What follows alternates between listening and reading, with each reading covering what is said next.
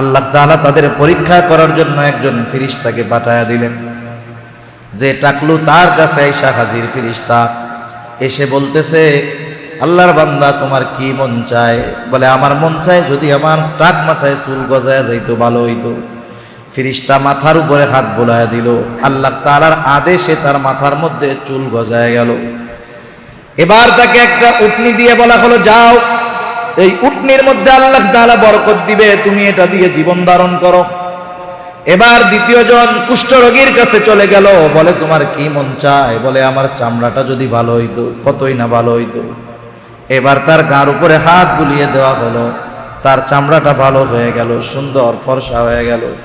তাকে একটি গাভী, গর্ভবতী গাভী দিয়ে বলা হলো, যাও এটার মধ্যে তোমার জন্য বরকত আছে, তুমি এটা দিয়ে জীবন উপকরণ অর্জন করে খাও।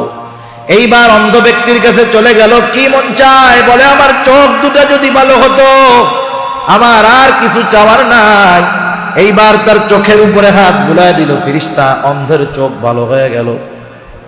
একটা গর্ভবতী ছাগল দিয়ে বলা হলো, যাও এটার মধ্যে আল্লাহ বরকত দিবে, তুমি এটা দিয়ে জীবন চালাও। এইবার উটওয়ালা অনেক উটের মালিক হয়ে গেছে, গরুওয়ালা অনেক গরুর মালিক হয়ে গেছে, ছাগলওয়ালা অনেক ছাগলের মালিক হয়ে গেছে। অনেক সময় সম্পদ কম থাকলে আল্লাহ তাআলাকে মানুষ বেশি স্মরণ করে, ওই সম্পদ কমওয়ালাকে যখন আল্লাহ বেশি সম্পদ দেয়, অনেক সময় সম্পদের অহংকারে সে আল্লাহকে ভুলে যায়। এবার যখন তাদের অনেক সম্পদ হয়েছে, আল্লাহ তাআলা পুনরায় তাদের পরীক্ষা নেওয়ার জন্য আবার ফেরেশতা পাঠিয়ে দিলেন। ওই যে টাকলু অনেক সম্পদের মালিক, ফেরেশতা মানবাকৃতি ধারণ করে তার কাছে গিয়ে বলে, ভাই আমি এক গরিব মুসাফির, অনেক দূরে আমাকে যেতে হবে, আমার যাওয়ার মতো কোনো বাহন নাই, তোমাকে তো আল্লাহ তাআলা অনেক সম্পদ দিয়েছে, একটা উট আমাকে দাও, যেটাতে চড়ে আমি আমার গন্তব্যে পৌঁছায় যেতে পারি। এবার বলতেছে, না না, এটা দেওয়া যাবে না, দেওয়া যাবে না। ফেরেশতা এবার বলতেছে, ভাই তুমি তো সেই লোক, একটা সময় যার মাথার মধ্যে চুল ছিল না, তুমি ছিলা টাক, মানুষে তোমারে সি করতো, কিছুই তোমার ছিল না। আল্লাহ তাআলা আজকে তোমারে অনেক কিছু দিয়েছে, একটা উট আমারে দাও, কিছুই হবে না। এবার ওই টাকলু বলতেছে, কে বলছে তোমারে এই কথা? আমি ধনী তো পূর্বপুরুষ থেকেই ধনী, আমি কোনোদিন টাকলু ছিলাম না, কোনোদিন আমি অভাবে ছিলাম না। এবার ও তো ফেরেশতা, ও দোয়া করতেছে, তুমি যদি মিথ্যা কথা কয়ে থাকো, আল্লাহ জানি তোমার আগের অবস্থায় ফিরিয়ে দেয়। এবার দ্বিতীয় জনের কাছে গেছে, যায় বলতেছে, একটা গরু দাও, আমি আমার গন্তব্যে পৌঁছাইতে পারবো। বলে, না দেওয়া যাবে না। বলতেছে, হায় তুমি তো সেই লোক যার চামড়ার মধ্যে কুষ্ঠরোগ ছিল, মানুষ ঘৃণা করতো, সি করতো, কেউ তোমার কাছে আসতো না, তোমার কোনো সম্পদ ছিল না। আল্লাহ তাআলা দয়া করে তোমার ওই পচা চামড়াগুলাকে সুন্দর বানায় দিলেন, গরু দিলেন, বরকত দিলেন, একটা দাও। বলে, না না, আমি কোনোদিন অসুস্থ ছিলাম না, রোগী ছিলাম না, আমি কোনোদিন গরিব ছিলাম না, আমার পূর্বপুরুষ থেকেই আমরা ধনী। এবার ফেরেশতা বলে, ঠিক আছে, তুমি যদি মিথ্যা বলে থাকো, আল্লাহ তাআলা জানি তোমার আগের অবস্থায় ফিরিয়ে দেয়। এইবার তৃতীয় জনের কাছে গেল, যাওয়ার পরে বলতেছে, ও ভাই আমি অনেক দূর থেকে এসেছি, মুসাফির, তুমি যদি আমার একটা ছাগল দিতা, এটা দিয়ে আমি আমার গন্তব্যে পৌঁছানোর ব্যবস্থা করতে পারতাম। ওই লোকটা বলতেছে, ভাই একটা নয়, তোমার যতগুলা প্রয়োজন তুমি নিয়ে যাও। ওয়ালাকাদ আতাইনা লুকমানাল হিকমাতা আন ইশকুর লিল্লাহ ওয়া মান ইয়াশকুরু ফাইন্নামা ইয়াশকুরু লিনাফসিহি ওয়া মান কাফারা ফাইন্নাল্লাহা গনিয়্যুন হামিদ।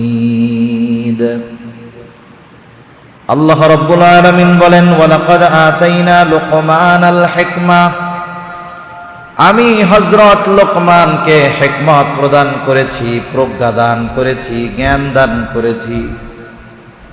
আল্লাহ তাআলা বলেন, আমি হযরত লোকমানকে হিকমত দান করেছি। তাফসীর ইবনে কাসীরের মধ্যে হযরত কাতাদা রাহমাতুল্লাহি আলাইহি থেকে বর্ণনা পাওয়া যায়, আল্লাহ তাআলা হযরত লোকমানকে নবুয়ত এবং হিকমত এই দুইটা থেকে একটা গ্রহণ করার সুযোগ আল্লাহ তাআলা তাকে দিয়েছে। হযরত লোকমানের সামনে পেশ করা হয়েছে, লোকমান তুমি যদি চাও নবুয়ত গ্রহণ করতে পারো, তুমি যদি চাও তুমি হিকমত গ্রহণ করতে পারো। মুফাসসিরিনে কেরাম বলেন হযরত লোকমান নবুয়তকে গ্রহণ না করে তিনি হিকমতকে বেছে নিলেন। প্রত্যেকটা নবী কিন্তু হিকমতওয়ালা। নিঃসন্দেহে হিকমতের চাইতে নবুয়তের মর্যাদা সম্মান অনেক অনেক গুণ বেশি। বলেন তো, আমাদেরকে যদি দুইটা অপশন দেওয়া হয়, একটা দামি আর একটা তার চাইতে কম দামি, আমার তো মনে হয় আমরা প্রত্যেকেই দামিটাকে গ্রহণ করব, স্বাভাবিক বিষয়, ঠিক কিনা বলেন? কিন্তু হযরত লোকমান নবুয়তকে গ্রহণ না করে কেন তিনি হিকমতকে গ্রহণ করলেন? যখন প্রশ্ন করা হলো, লোকমান আপনাকে তো আল্লাহ তাআলা নবুয়ত অথবা হিকমত দুইটা থেকে একটা গ্রহণ করার জন্য সুযোগ দিল। নবুয়ত কত মর্যাদাপূর্ণ একটা বিষয়, আপনি সেটাকে বাদ দিয়ে কেন হিকমতকে গ্রহণ করলেন? হযরত লোকমান তখন জবাব দিলেন, শোনো, কোনো সন্দেহ নাই যে নবুয়ত একটা মর্যাদাপূর্ণ পদ, দায়িত্ব। আমি নবুয়ত এই মর্যাদাপূর্ণ দায়িত্বটা গ্রহণ না করার কারণ হলো, আল্লাহ তাআলা যদি নিজের থেকে আমাকে সেই দায়িত্বটা দিতেন, তাহলে ওই দায়িত্ব পালন করার জন্য যা কিছু প্রয়োজন, যত ব্যবস্থাপনার দরকার, সব কিছুর ব্যবস্থা গ্রহণ করতেন কে? কারণ দায়িত্বটা স্বয়ং আল্লাহ তাআলা দিয়েছেন। যেহেতু আল্লাহ তাআলা দিয়েছেন, ওই দায়িত্ব যথাযথভাবে পালন করতে যা দরকার সেই ব্যবস্থাপনাও আল্লাহ তাআলা নিতেন। আর যেহেতু আমাকে সুযোগ দেওয়া হয়েছে, আমি যদি নিজের থেকে নবুয়তের দায়িত্ব নিতাম, আর ওই দায়িত্ব পালন করতে গিয়ে আমার যদি কোনো ত্রুটি বিচ্যুতি হয়ে যাইত, আমার যদি কোনো ভুল ভ্রান্তি হয়ে যাইত, তাহলে আল্লাহ তাআলার কাছে আমাকে জবাবদিহিতা করা লাগতো। কারণ হলো নবুয়ত এই দায়িত্ব জিম্মাদারি আল্লাহ তাআলা দেন নাই, দায়িত্ব আমি নেওয়ার কারণে ভুল ভ্রান্তি হলে আল্লাহর দরবারে আমাকে জবাবদিহিতা করতে হতো। এই জবাবদিহিতা থেকে বাঁচার জন্য আমি নবুয়তকে গ্রহণ করি নাই, হিকমতকে গ্রহণ করছি। হিকমত কাকে বলে? হিকমত হলো প্রজ্ঞা, জ্ঞান, দ্বীনের বুঝ, স্বপ্নের তাওয়ির, এইগুলাকে বলা হয় হিকমত। জ্ঞান সম্পন্ন একজন লোক, তীক্ষ্ণ বুদ্ধি সম্পন্ন লোক। হযরত লোকমানের কথা কর্মের ভিতরে হিকমত পাওয়া যাইত, জ্ঞানের পরিচয় পাওয়া যাইত। কিন্তু হযরত লোকমান দেখতে যে অনেক সুন্দর ছিলেন তা নয়, তিনি ছিলেন গোলামের ঘরের গোলাম, হাবশী, কালো মানুষ। একটা মানুষকে অসুন্দর দেখার জন্য যা কিছু প্রয়োজন সব তার মধ্যে আছে। কালোর কালো, চুলগুলা কোকড়া, ঠোঁটগুলা মোটা, পাগুলা ছড়ানো, সাথে আবার বেটে। একটা মানুষকে অসুন্দর লাগার জন্য যা কিছু দরকার সব লোকমানের মধ্যে ছিল। কিন্তু লোকমানের কথা, লোকমানের কাজগুলা ছিল অনেক সুন্দর। এই জন্যই আল্লাহ তাআলা হযরত লোকমানের কথা কোরআনুল কারীমের মধ্যে বর্ণনা করে দিয়েছে। কারণ মানুষের চেহারা, মানুষের বংশকৌলিন্য, এগুলার সাথে সম্মানিত হওয়ার কোনো সম্পর্ক নাই। আল্লাহ তাআলা বলেন, ইন্না আকরামাকুম ইনদাল্লাহি আতকাকুম, তোমাদের মধ্যে আল্লাহ তাআলার কাছে সর্বাধিক সম্মানিত ব্যক্তি হলো সে যার তাকওয়া যেমন, আল্লাহ তাআলার কাছে তার সম্মানটা তেমন। হযরত লোকমান সুন্দর ছিলেন না, কিন্তু তার কথা কর্মের ভিতরে হিকমত পাওয়া যায়। হযরত লোকমান প্রাথমিক জামানায় একজন মানুষের ছাগল চড়াইতেন, ছাগলের রাখাল ছিলেন। আমাদের দেশে অনেকে বোঝে না, বলে ছাগল যারা পালে তাকে পাগল কয়, ছাগল পালে পাগলে। শুনছেন এরকম বলে? অথচ প্রত্যেকটা নবীকে দিয়ে আল্লাহ তাআলা ছাগল লালন পালন করাইছেন। কেন জানেন? কোন ব্যক্তি যদি ছাগল রক্ষণাবেক্ষণ করতে পারে, এ জায়গা তার ধৈর্যের পরিচয় হয়। কেউ যদি ছাগল পালতে পারে ঠান্ডা মাথায়, সে ধৈর্যের গুণ অর্জন করতে পারে। কারণ নবীরা যদি ধৈর্যহীন হইতেন, 950 বছর দাওয়াত দিয়েছে হযরত নূহ আলাইহিস সালাম, দাওয়াত গ্রহণ করছে মাত্র 80 জন। 950 বছর দাওয়াত দিয়া সংখ্যা কত? 80 জন। বছরে একজনও নাই, 10 বছরেও একজন পায় নাই গড়ে। কত ধৈর্যের দরকার। আমার আপনার নবীজি ছাগল পেলেছেন মুসা আলাইহিস সালাম। বিবাহ করার পর বিবাহের জন্য মোহরানা স্বরূপ দীর্ঘদিন ছাগল পালা লাগছে। হযরত লোকমান প্রাথমিক জামানায় একটা মানুষের রাখালগিরি করতেন, ছাগল পালতেন। একদিন এক মালিক এসে বলতেছে, ও লোকমান, যাও আমার জন্য একটা ছাগল জবাই করবা, আর ছাগলের সবচাইতে সুস্বাদু জায়গার গোশত আমার জন্য নিয়ে আসবা। হযরত লোকমান একটা ছাগল জবাই করলেন। ছাগলের থেকে জিহ্বা আর কলিজা এই দুইটা টুকরা এনে মালিকের সামনে হাজির করলেন। বললেন, মালিক, এই দুইটা হলো সবচাইতে দামি সুস্বাদু গোশত। কিছুদিন পর মালিক আবার হাজির হয়ে গেল। আয়েশা বলে, লোকমান, আজকে তুমি আমার জন্য আরেকটা ছাগল জবাই করবা, আর ছাগলের সবচাইতে নিকৃষ্ট জায়গার গোশত আমার জন্য হাজির করবা। হযরত লোকমান আবার একটা ছাগল জবাই করলেন। গত দিনের ন্যায় আজকেও কলিজা, হৃৎপিণ্ড আর জিহ্বার গোশত নিয়ে মালিকের সামনে হাজির। মালিক সবচাইতে ভালোটা আনতে বলছে, ওই দুইটা আনছে। সবচাইতে নিকৃষ্ট গোশত আনতে বলছে, ওই দুইটা আনছে। মালিক বলে, লোকমান, তুমি কি আমার সাথে মজা করো নাকি, ঠাট্টা করো নাকি? আগের দিন সবচাইতে ভালোটা আনতে বললাম, এইটা আনলা। আজকে সবচাইতে নিকৃষ্ট আনতে বললাম, এইটা আনলা, কারণটা কি? এবার হযরত লোকমান বলে, মালিক, কারো অন্তর আর জবানটা যদি ভালো হয়ে যায়, তার সব কিছু ভালো হয়ে যায়। আর কারো অন্তর আর জবানটা যদি খারাপ হয়ে যায়, তার সব কিছু খারাপ হয়ে যায়। ওর যত সার্টিফিকেট থাক, যত পদ পদবী, বংশ কৌলিন্য, শিক্ষাগত যোগ্যতা, সম্পদ যতই তার থাক, ওর অন্তর আর জবান যদি নষ্ট হয়ে যায়, ওর চাইতে নিকৃষ্ট আর কেউ না। হযরত লোকমান এইরকম প্রজ্ঞাপূর্ণ কাজ করতেন, কথা বলতেন। আল্লাহ রাব্বুল আলামিন সেই কথাই বলেন, ওয়ালাকাদ আতাইনা লোকমানাল হিকমাহ, আমি হযরত লোকমানকে হিকমত প্রদান করেছি। মনে রাখবেন, টাকা পয়সাই শুধু নেয়ামত না, সুস্থতাও কিন্তু নেয়ামত, ঠিক কিনা?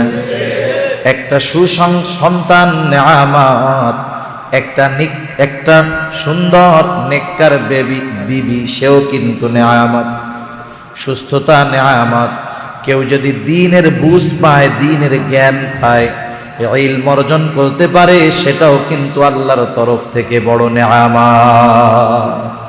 আল্লাহ তাআলা হযরত লোকমানকে হিকমত দিয়েছেন, আর হিকমতটা আল্লাহ তাআলার পক্ষ থেকে অন্যতম দামি একটা নেয়ামত। এখন বলেন, মানুষ যদি কোনো নেয়ামত পায়, নেয়ামত পাইলে শুকরিয়া আদায় করতে হয় কার? আর জোরে বলি, কার? আল্লাহ তাআলার শুকরিয়া আদায় করতে হয়। আর মনে রাখবেন, যেই মানুষ নেয়ামত পাওয়ার পরে শুকর গুজার হতে পারে, আল্লাহর শুকরিয়া আদায় করতে পারে, এই বেটা আসলে খাঁটি মানুষ। যে নেয়ামত পাওয়ার পরে শুকরিয়া আদায় করে, সে কখনো অহংকারী হয় না, সে কখনো খারাপ মানুষ হইতে পারে না। আপনাদের সমাজে হয়তো অনেক মানুষ আছে, এক সময় সম্পদ ছিল না, আল্লাহ তাআলা ব্যবসা বাণিজ্য করছে, তারে সম্পদ দিয়েছে, কিন্তু সে তার অতীত ভুলে যায় নাই।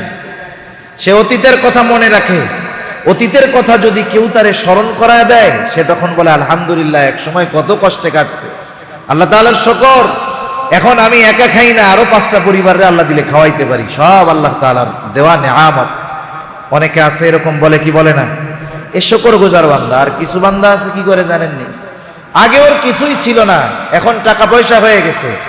কেউ যদি তাকে অতীত স্মরণ করায় দেয়, বেটা এক সময় তো তোর কিছুই ছিল না, তুই তো এখন অনেক টাকা পয়সার মালিক, আল্লাহ তাআলা তোরে দিছে, এইগুলা শুকরিয়া আদায় করিস। আরে মিয়া বাদ দাও, কত পরিশ্রম করছি জানো, রাতের পর রাত খাইটা এই টাকা ইনকাম করছি। এরকম বলা লোক আছে না নাই? এরা হলো নাশকর বান্দা। মনে রাখবেন, কেউ যদি নাশকরি করে, তার নেয়ামত ছিনায় নেয় কে? আবার যদি শুকরিয়া আদায় করে, নেয়ামত বাড়ায় দেয় কে? এখন বলেন নেয়ামত পাওয়ার পর আমরা যদি আল্লাহ তাআলার নেয়ামতের শুকরিয়া আদায় করি, লাভটা কাদের? আরো জোরে বলেন কাদের লাভ? আল্লাহর কসম, তাম দুনিয়ার মানুষ আমরা যদি আল্লাহ তাআলার শুকরিয়া আদায় নাও করি, আল্লাহর কসম এতে আল্লাহ তাআলার সম্মান ন্যূনতম কমবে না, কোনো ক্ষতি হবে না। আবার তাম দুনিয়ার সব মানুষ যদি সব কাজ বাদ দিয়ে আল্লাহ তাআলার কৃতজ্ঞতা প্রকাশ করে, তাতেও আল্লাহ তাআলার ন্যূনতম সম্মান আমার আপনার শুকরিয়ার কারণে বাড়বে না। সেজন্য হযরত লোকমান ছিলেন শুকরগুজার বান্দা। আল্লাহ তাআলা বলেন, লোকমানকে আমি হিকমত দান করেছি কেন? আনিশকুরু লিল্লাহ। এই হিকমত নামক নেয়ামত পাওয়ার পরে যেন হযরত লোকমান শুকরগুজার বান্দা হয়। এরপরে আল্লাহ তাআলা বললেন, যে শুকরিয়া আদায় করে, আল্লাহর কৃতজ্ঞতা প্রকাশ করে, ওয়া মাইয়াশকুরু ফাইন্নামা ইয়াশকুরু লিনাফসি, যে আল্লাহ তাআলার শুকরিয়া আদায় করে সে নিজের জন্যই সেটা করে। তার মানে শুকরিয়া আদায় করলে লাভ কাদের? আরে জোরে বলেন কাদের? আমাদের। হযরত লোকমান শুকরগুজার বান্দা ছিলেন। মনে রাখবেন, ওই যে আগে কইছি, যারা অতীতকে অস্বীকার করে, অতীতকে ভুলে যায়, অতীতের ব্যাপারটা ভুলে যায়, বর্তমানে ভালো আছে এটা নিয়ে প্রাউড ফিল করে, কিন্তু ভবিষ্যতের কথা স্মরণ করাইলে অহংকার করে। মনে রাখবেন, এই মানুষগুলা ভালো মানুষ না। এই মানুষগুলা কি মানুষ না? ভালো মানুষ না। হযরত লোকমানের এরকম সুন্দর একটা গুণ ছিল। তিনি কেমন ছিলেন, কেমন শুকরগুজার ছিলেন দেখেন। উনি এক সময় প্রচুর প্রসিদ্ধি লাভ করলেন, প্রচুর প্রসিদ্ধি লাভ করেছেন। তৎকালীন সময়ে তো YouTube, Facebook, mobile, mic announce, postering কিছুই ছিল না। এরপরেও তার এই সুখ্যাতির কথা, তার জ্ঞানের কথা আশেপাশের সব দেশের মানুষ জানতো। বিভিন্ন দেশের থেকে মানুষ শুধু তার জ্ঞান গর্ভ কথাগুলা শোনার জন্য তার কাছে হাজির হইত। একদিন এরকম বড় এক সমাবেশের মধ্যে হযরত লোকমান বক্তব্য দিচ্ছেন। বক্তব্যের মাঝে একটা লোক হঠাৎ করে দাঁড়ায় গেছে, বলে, লোকমান, আমি আপনার কাছে একটু কিছু বিষয়ে জানতে চাই। কি জানতে চাও? বলে, আপনি কি সেই লোকমান যেই লোকমান একটা সময় আমার সাথে জঙ্গলে ছাগল চড়াইতো? আপনি কি সেই লোকমান নাকি? চিন্তা করে দেখেন, হাজার মানুষের সামনে বক্তব্য দিচ্ছে, এই অবস্থায় তার রাখালগিরি করছে যেই অতীতে, সেই অতীতের কথা স্মরণ করায়া দিচ্ছে। আমরা হইলে কি করতাম? ধমক একটা মাইরা ওইটারে বসায়া দিতাম। আরে বেটা, অতীতে যা ছিল ছিল, আমি বর্তমানে কি আছে এটা দেখ। এরকম ধমক একটা দিয়ে তারে কি করতাম? বসায়া দিতাম। এটা অহংকার আমার দ্বারা প্রকাশ পেয়ে যেত। নাশকরির যেই আলামত সেটা আমার মধ্যে পাওয়া যায়। হযরত লোকমান ও যখন এই কথা বলছে, উনি অতীতের কথা ওনার মনে পড়ে গেছে। বলতেছে, হ্যাঁ তুমি ঠিক বলেছো, আমি সেই লোকমান যে একটা সময় ছাগল চড়াইতো, ছাগলের রাখালগিরি করতো, আমি সেই লোকমান। এইবার তাকে জিজ্ঞাসা করতেছে, লোকমান, আজকে এই পর্যায়ে তুমি যে আসলা, আল্লাহ তাআলা যে তোমাকে আনলো, কোন গুণের কারণে আসলা? এইবার হযরত লোকমান বলে, আমার মনে হয় অল্প কথা, অপ্রয়োজনীয় কথা, আমানতদারিতা, মিথ্যা কথা পরিত্যাগ করার কারণে আল্লাহ তাআলা আমাকে এই মর্যাদা দান করেছে। তাহলে শুকরগুজার বান্দা যারা, তারা অতীত যত কষ্টের হোক না কেন সেটাকে অস্বীকার করে না। যারা করে এদের কি হয়? এদের নেয়ামত আল্লাহ তাআলা এক সময় ছিনায় নিয়ে যায়, আবার কঠিন আযাবে আল্লাহ তাআলা এদের গ্রেফতার করে। বনি ইসরাইলের 3 জন লোক ছিল। একজন ছিল টাকলু, আর একজনের ছিল গায়ে কুষ্ঠরোগ, আর একজন ছিল অন্ধ। এরা 3 জনই আল্লাহর কাছে আফসোস করতো, আল্লাহ, আমার চুল টুল নাই, টাকলু, মানুষে আমারে দেখলে সিসি করে, আমার সাথে কেউ মিশতে চায় না, আমার চুলগুলো যদি উঠে যাইতো কতই না ভালো হইতো।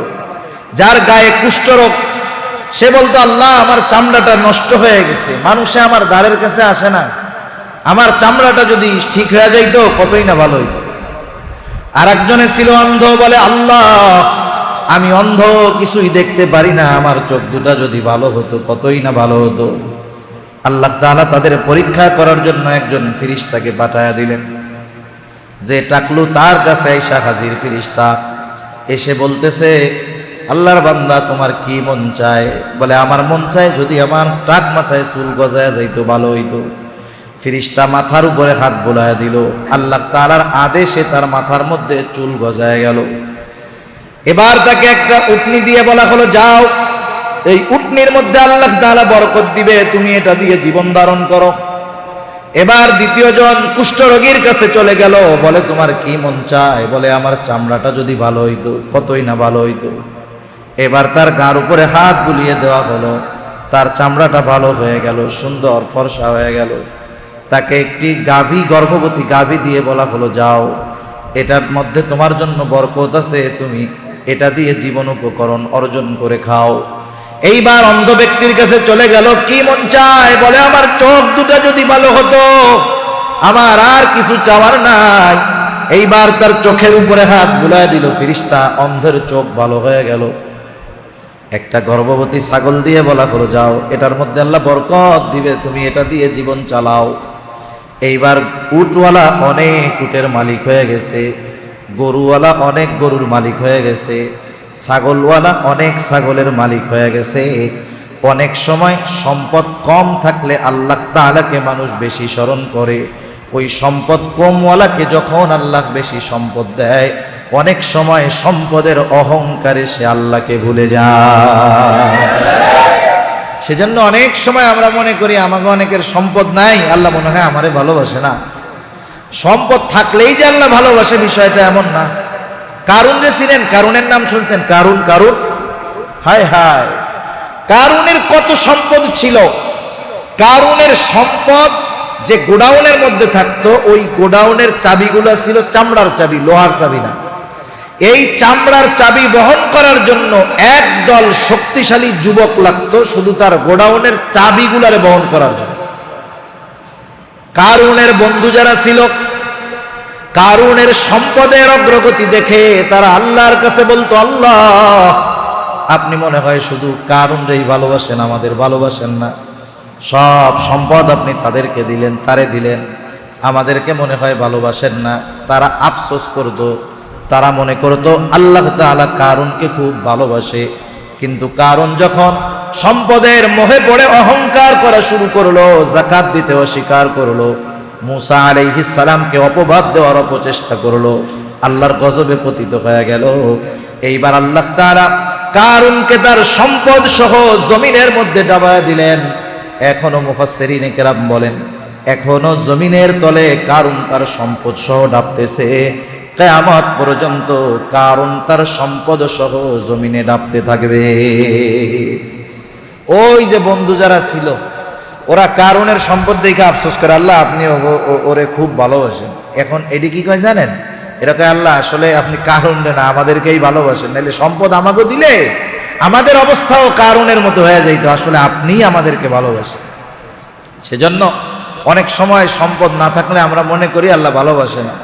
অনেকের সম্পদ আছে, মনে করে আল্লাহ তাআলা তাকে ভালোবাসে। আসলে আল্লাহ তাআলার ভালোবাসার সাথে সম্পদের কোনো সম্পর্ক নাই। যদি সম্পদ আল্লাহ তাআলা দেয়, শুকর করতে হবে আল্লাহ তাআলার, অহংকার করা যাবে না, তাইলে এই সম্পদ ধ্বংসের কারণ হয়ে যেতে পারে। এবার যখন তাদের অনেক সম্পদ হয়েছে, আল্লাহ তাআলা পুনরায় তাদের পরীক্ষা নেওয়ার জন্য আবার ফেরেশতা পাঠিয়ে দিলেন। ওই যে টাকলু অনেক সম্পদের মালিক, ফেরেশতা মানবাকৃতি ধারণ করে তার কাছে গিয়ে বলে, ভাই আমি এক গরিব মুসাফির, অনেক দূরে আমাকে যেতে হবে, আমার যাওয়ার মতো কোনো বাহন নাই, তোমাকে তো আল্লাহ তাআলা অনেক সম্পদ দিয়েছে, একটা উট আমাকে দাও, যেটাতে চড়ে আমি আমার গন্তব্যে পৌঁছায় যেতে পারি। এবার বলতেছে, না না, এটা দেওয়া যাবে না, দেওয়া যাবে না। ফেরেশতা এবার বলতেছে, ভাই তুমি তো সেই লোক, একটা সময় যার মাথার মধ্যে চুল ছিল না, তুমি ছিলা টাক, মানুষে তোমারে সি করতো, কিছুই তোমার ছিল না। আল্লাহ তাআলা আজকে তোমারে অনেক কিছু দিয়েছে, একটা উট আমারে দাও, কিছুই হবে না। এবার ওই টাকলু বলতেছে, কে বলছে তোমারে এই কথা? আমি ধনী তো পূর্বপুরুষ থেকেই ধনী, আমি কোনোদিন টাকলু ছিলাম না, কোনোদিন আমি অভাবে ছিলাম না। এবার ও তো ফেরেশতা, ও দোয়া করতেছে, তুমি যদি মিথ্যা কথা কয়ে থাকো, আল্লাহ জানি তোমার আগের অবস্থায় ফিরিয়ে দেয়। এবার দ্বিতীয় জনের কাছে গেছে, যায় বলতেছে একটা গরু দাও, আমি আমার গন্তব্যে পৌঁছাইতে পারবো। বলে না, দেওয়া যাবে না। বলতেছে হায়, তুমি তো সেই লোক যার চামড়ার মধ্যে কুষ্ঠরোগ ছিল, মানুষ ঘৃণা করতো, সি সি করতো, কেউ তোমার কাছে আসতো না, তোমার কোনো সম্পদ ছিল না। আল্লাহ তাআলা দয়া করে তোমার ওই পচা চামড়াগুলাকে সুন্দর বানায় দিলেন, গরু দিলেন, বরকত দিলেন, একটা দাও। বলে না না, আমি কোনোদিন অসুস্থ ছিলাম না, রোগী ছিলাম না, আমি কোনোদিন গরিব ছিলাম না, আমার পূর্বপুরুষ থেকেই আমরা ধনী। এবার ফেরেশতা বলে ঠিক আছে, তুমি যদি মিথ্যা বলে থাকো আল্লাহ তাআলা জানি তোমার আগের অবস্থায় ফিরিয়ে দেয়। এইবার তৃতীয় জনের কাছে গেল, যাওয়ার পরে বলতেছে ও ভাই, আমি অনেক দূর থেকে এসেছি, মুসাফির, তুমি যদি আমার একটা ছাগল দিতা, এটা দিয়ে আমি আমার গন্তব্যে পৌঁছানোর ব্যবস্থা করতে পারতাম। ওই লোকটা বলতেছে ভাই, একটা নয়, তোমার যতগুলা প্রয়োজন তুমি নিয়ে যাও, কারণ এগুলো সব আমার আল্লাহ তাআলা দিছে। এক সময় আমার কিছুই ছিল না, অন্ধ ছিলাম, সম্পদ ছিল না, সব আল্লাহ দিছে, তোমার যা লাগে তুমি ততগুলা লাগে তুমি নিয়ে যাও। এবার ফেরেশতা বলতেছে না, আমার একটা ছাগলও লাগবে না, আমাকে আল্লাহ তাআলা তোমাদের এই তিনজনের পরীক্ষা নেওয়ার জন্য পাঠাইছিলেন, তোমার পরীক্ষায় তুমি পাশ হয়ে গেছো, তুমি আল্লাহ তাআলার কৃতজ্ঞতা প্রকাশ করেছো, অতীতকে তুমি মনে রাখছো, কিন্তু আগের দুইজন নাশকর গোজার বান্দা হয়ে গেছে, আল্লাহ তাআলা তাদেরকে আগের অবস্থায় ফিরিয়ে দিবে। এই জন্য মনে রাখতে হবে, কৃতজ্ঞতা প্রকাশ করলে লাভ আমাদের, কৃতজ্ঞতা প্রকাশ না করলে ক্ষতি আমাদের। যেই বান্দা কৃতজ্ঞতা প্রকাশ করবে আল্লাহ তাআলা বলেন লাইন শাকারতুম লাযীদান্নাকুম ওয়া লাইন কাফারতুম ইন্না আযাবি লাশাদীদ। আল্লাহ তাআলা বলেন লাইন শাকারতুম, তোমরা যদি কৃতজ্ঞতা প্রকাশ করো, লাযীদান্নাকুম, আমি আল্লাহ তোমাদেরকে বাড়ায় দিব, অবশ্যই অবশ্যই বাড়ায় দিব। তার মানে নেয়ামত যেই সম্পদ, এটার মধ্যে আমি আল্লাহ প্রবৃদ্ধি দেব, বরকত দিয়া দিব। ওয়ালা ইন কাফারতুম, তোমরা যদি কুফরি করো তথা নাশকরি করো, ইন্না আযাবি লাশাদীদ, মনে রাখো আমার আযাব বড় শক্ত, আমার আযাব বড় কঠোর। সেজন্য হযরত লোকমান যে শুকরগুজার বান্দা ছিলেন, এই ঘোষণা দিছেন কে? চিন্তা করে দেখেন, একটা মানুষ কোন পর্যায়ের কৃতজ্ঞ বান্দা হলে স্বয়ং আল্লাহ তাআলা বলতে পারে যে লোকমান একজন কৃতজ্ঞ বান্দা। সুবহানাল্লাহ। আল্লাহ তাআলা বলতেছেন ওমান কাফারা ফা ইন্নাল্লাহা গানিয়্যুন হামিদ, কেউ যদি কৃতজ্ঞতা প্রকাশ করে সে নিজের জন্য করে, ওমান কাফারা, কেউ যদি কুফরি করে তার জেনে রাখা দরকার ফা ইন্নাল্লাহা। বাপ আছেন কি? কার কার পোলা আছে, মাইয়া আছে, ছেলে মেয়ে আছে? কার? একটু আদুসা করেন না। আলহামদুলিল্লাহ, আপনাদের আছে। আর যাদের নাই, বিবাহ করলে যদি না হয়ে থাকে আল্লাহ জানি নেককার সন্তান দেয়, সবাই বলি আমিন। আর যাদের বিবাহ হয় নাই, সন্তানের আগে জানি আল্লাহ তাআলা একটা নেককার বিবির ব্যবস্থা করে দেয়, সবাই বলি আমিন। এখন দেখেন, সন্তানদেরকে আমরা উপদেশ দেই, সন্তান একটু শয়তানের ধোকায় পড়ে দুষ্টুমি করে, আমরা বাপ যারা অনেক ক্ষেত্রে উপদেশ দেয় কেমনে জানেন? সন্তানকে আদর করে উপদেশ দেয় না, যেই খাইতে আসে এই বাপের ওয়াজ শুরু হয়। যখন খানা খাইতে বসে তখন আরেক রুম থেকে বাবা ওয়াজ শুরু করে, হ্যাঁ বাপের হোটেলে কয়দিন খাবা, মরি না, দেখো কি হয়। এইরকম তেড়া বেঁকা কথা যখন বলে, পোলাও ভাত চাইলে রেখে খায়, ধর ভাত খামই না জায়গা। এরকম ঘটনা আপনাদের সমাজে কম বেশি ঘটে তো নাকি? মনে করেন সন্তানটা দুষ্টমি করে, ফাজলামি করে, আপনি বাপ হিসাবে তাকে এইভাবে নসিহত করার শিক্ষা ইসলাম দেয় নাই, আল্লাহ দেয় নাই, কোরআনও দেয় নাই। সুবহানাল্লাহ। এই হযরত লোকমান সন্তানদের নসিহত করছে কেমনে শুনেন।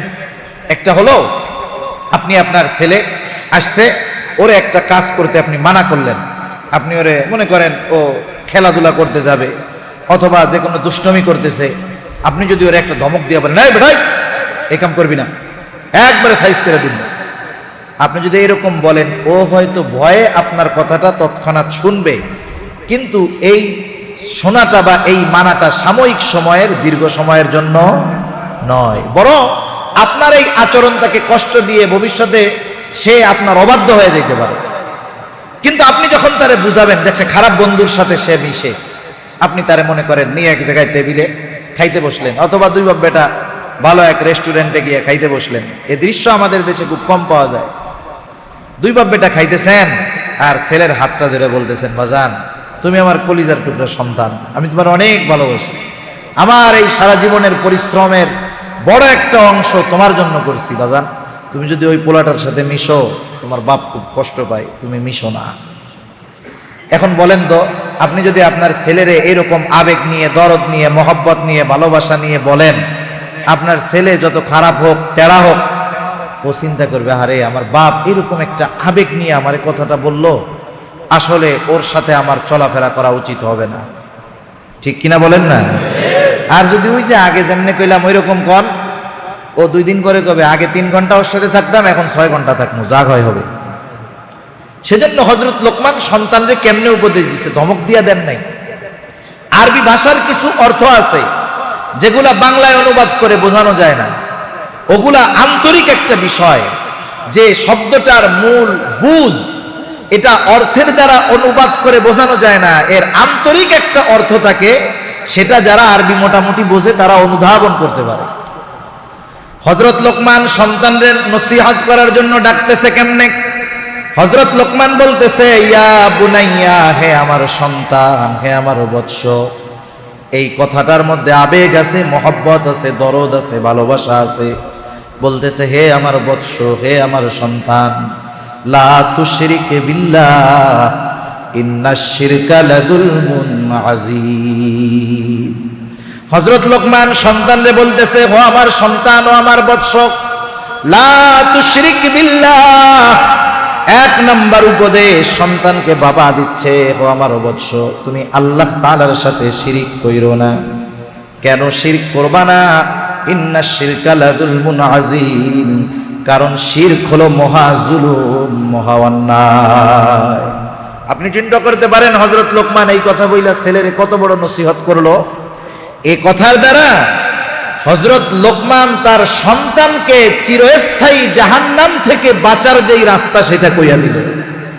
এর চাইতে বড় কল্যাণ, এর চাইতে বড় উপদেশ, এর চাইতে সুন্দর উপদেশ আর কি হতে পারে? এখন আমি যদি আপনাদের জিজ্ঞাসা করি, আমার ছেলেটা ছোট, ওরা এখনো এই ওয়াজ করার টাইম হয় নাই, আপনাদের যাদের ছেলের বয়স 7 বছর 8 বছর বা এর বেশি, এরকম কোন বাপ আছেন যে ওই বাপ একদিন ছেলেটারে এরকম ডাইকে বলছে, ও আমার সন্তান, আমার বাজান, তুমি আল্লাহর সাথে শিরিক কইরো না? এরকম কোনো বাপ আছেন এখানে মসজিদের মধ্যে?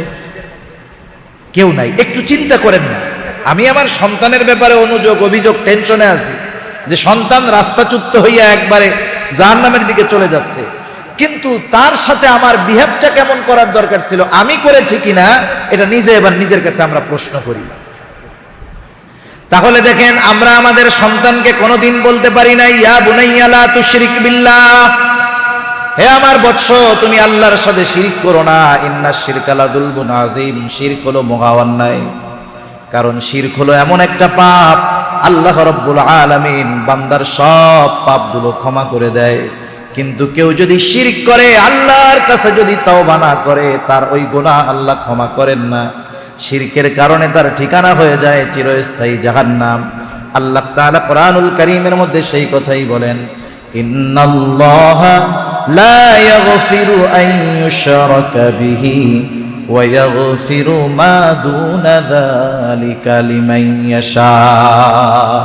নিশ্চয়ই আল্লাহ তাআলা যেই গুনাহ চান সেটা আল্লাহ ক্ষমা করে দেন, কিন্তু কেউ যদি তার সাথে শিরক করে আর যদি তওবা না করে, সে গুনাহ আল্লাহ ক্ষমা করে না। এখন মনে করেন আমার সন্তান শিরকের মতো গুনাহে জড়ায় গেছে, মাজারে গিয়ে সেজদা দেয়, পীরের পায়ে সেজদা দেয়, এমন লোক আছে না নাই? এই আকাম যদি আমার ছেলে করে, আমি বাপ হিসাবে যদি তাকে সতর্ক না করি, আমার ছেলে যদি তাওবা না করে মারা যায়, আহা, তার ঠিকানা জাহান্নাম, জান্নাত তার জন্য হারাম। আল্লাহ তাআলা বলেন, মান ইউশরিক বিল্লাহ ফাকাদ হারামাল্লাহু আলাইহিল জান্নাতা ওয়া মাওয়াহুন নার। আল্লাহ তাআলা বলেন যে আল্লাহ তাআলার সাথে শিরক করে, ফাকাদ হারামাল্লাহু আলাইহিল জান্নাহ, অবশ্যই তার জন্য আল্লাহ তাআলা জান্নাতকে হারাম করে দেয়। ওয়া মাওয়াহুন নার, তার ঠিকানা হবে জাহান্নাম। আল্লাহ তাআলা বলেন তার ঠিকানা হবে জাহান্নাম। ওয়া বিসাল মাসির, এটা কতই না নিকৃষ্ট একটা জায়গা, নিকৃষ্ট একটা আবাসস্থল। বলেন তো, দুনিয়ার মধ্যে কোন বাবা আছেন তার সন্তান যদি ওই বাবার অবাধ্য হয়, কোন বাবা এটা পছন্দ করবেন যে আপনার সন্তান দুনিয়ার আগুনে পুড়ে মারা যায়? কেউ পছন্দ করবে? সন্তান যদি সর্বোচ্চ পর্যায়ের অবাধ্য হয়, কোন বাবা এই কামনা করে না যে তার সন্তান দুনিয়াতে আগুনে পুড়ে মারা যাক, তার সন্তান কষ্টে পতিত হোক।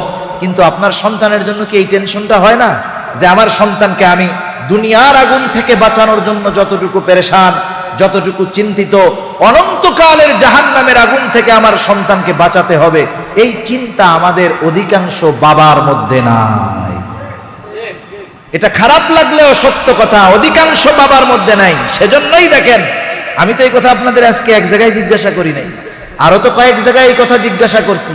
আমার মনে হয় 1-2 জন লোক দাঁড়িয়ে বলতে পারে নাই যে হ্যাঁ হুজুর, এই নসিহত, এই উপদেশ আমি আমার সন্তানটাকে জীবনে একবার হলেও করেছি। এটা কোনো বাবা বলতে পারে না।